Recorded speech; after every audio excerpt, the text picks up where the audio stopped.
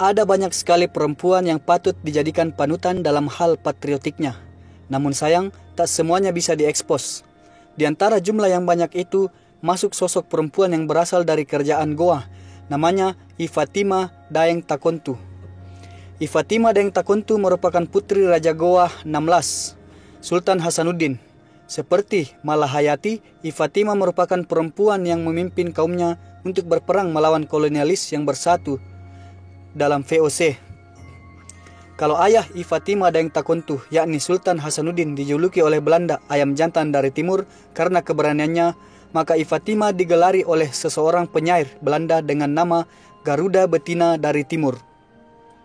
Julukan yang diberikan itu menurut salah seorang budayawan Goa, Jufri Tenribali, bukan karena kebangsawanan Fatima, tetapi karena sifat kesatrianya yang menonjol.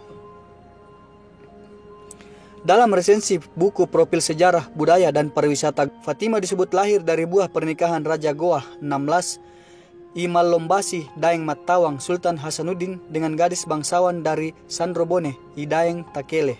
Ifatima Daeng Takontu lahir pada tanggal 10 September 1659 dengan nama lengkap Ifatima Daeng Takontu Karaeng Campagaya. Sewaktu kecil, memang Ifatima dikenal sangat lengket dengan ayahnya. Bahkan setiap Sultan Hasanuddin melatih prajurit perangnya, Fatima selalu ikut melihat. Hingga akhirnya Fatima mewarisi jiwa patriotik ayahnya yang juga menguasai ilmu bela diri.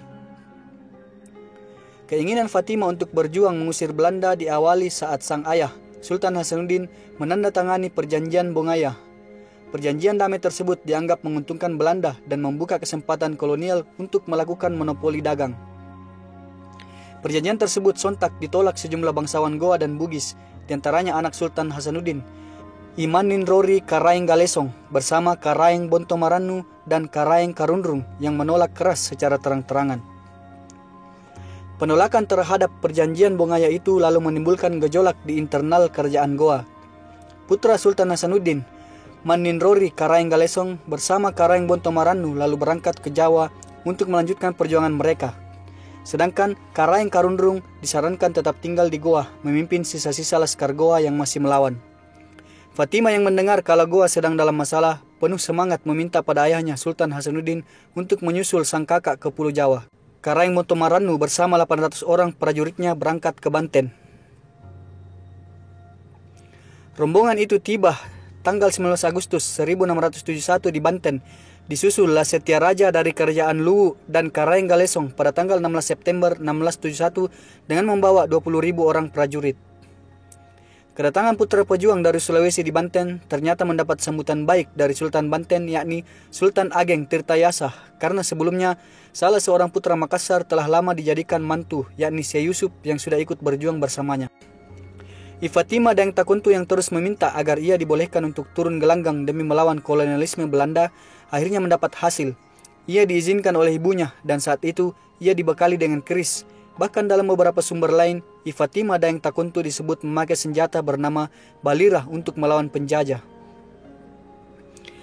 Keberangkatan terjadi beberapa bulan setelah Sultan Hasanuddin wafat. Ifatima diikuti oleh para ratusan pasukan elit menuju Banten. Di antara pasukan yang dipimpin Ifatima, terdapat banyak wanita yang dikenal sebagai pasukan Bainea atau pasukan wanita, yaitu semacam serikandi membantu perjuangan Raja Goa. Seperti yang ditulis dalam buku Profil Sejarah, Budaya, dan Pariwisata Goa. Buku tersebut ditulis oleh akademisi Unhas Adi Suryadi Culla, Senudin Tika, dan mantan Gubernur Sulawesi Selatan Syahrul Yassin Limpo.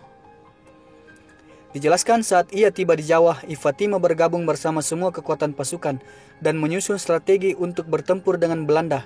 Saat itu, Karaeng Galesong dan Karaeng Bontomaranu bertugas ke Jawa Timur membantu perjuangan Trunojoyo. Penyerahan pasukan Keraton Pleret pada 12 Juli 1677 membuat benteng Kop berhasil mereka duduki. Sedang di Banten, pasukan Syekh Yusuf dan pasukan Ifatima ikut membantu Raja Banten, Sultan Ageng Tirtayasa, melawan putranya sendiri yakni Sultan Haji yang berpihak pada Belanda. Perlawanan pasukan Syekh Yusuf dan pasukan Bainea yang dipimpin Fatima membuat kewalahan Belanda. Berkali-kali Belanda berusaha untuk menangkap Syekh Yusuf dan Fatima, namun belum berhasil. Akhirnya Syekh Yusuf tertangkap dan diasingkan ke Ceylon atau Sri Lanka, dan kemudian dipindahkan ke Tanjung Harapan, Afrika. Melihat kondisi yang kurang menguntungkan menghadapi Belanda akibat kekalahan pasukan Banten yang bersekutu dengan pasukan kerajaan Goa, Fatima bersama pasukan Bainea lalu kembali ke Goa dan meneruskan perjuangannya melawan Belanda. Dalam suatu pertempuran, Fatima bersama pasukannya menyerang Belanda. Dalam pertempuran itulah Fatima gugur di tanah kelahirannya. Demikianlah I Fatima Daeng Takuntu wafat sebagai pahlawan yang bersedia mengorbankan jiwa dan raganya dalam membela kedaulatan tanah air dari cengkeraman Belanda.